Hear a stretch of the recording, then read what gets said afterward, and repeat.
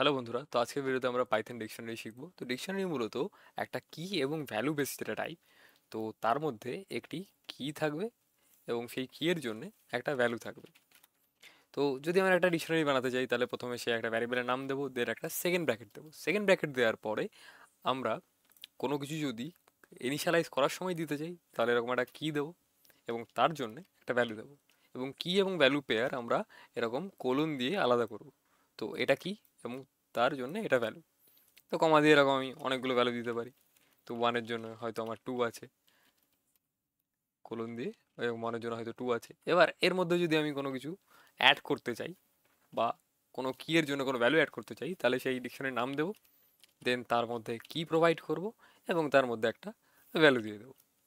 এবার যদি আমি কোনো কিছুকে আপডেট করতে চাই, যেরকম ধরো এটা একটা এক্সিস্টিং আছে, এক্সিস্টিং টু এর একটা ভ্যালু আছে, সেটাকে যদি আমি আপডেট করতে চাই তাহলে আমি কী করবো, তার কি নেবো এবং কি এর ভ্যালুটা আপডেট করার জন্য এভাবে কিছু একটা ভ্যালু দিল।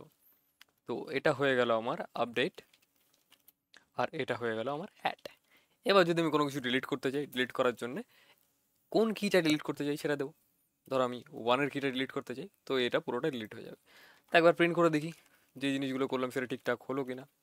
তো এটাকে প্রিন্ট করছি, আপডেটের পরে আমি একবার চেক করে দেখবো, অ্যাডের পর একবার চেক করে দেখবো এবং ডিলিটের পর একবার চেক করে দেখবো। তো রান করছি। তো ফার্স্টে দেখো, যখন আমরা যেই ডিকশনারিটা বানিয়েছিলাম এক্স্যাক্ট সেম ফর্মে আছে।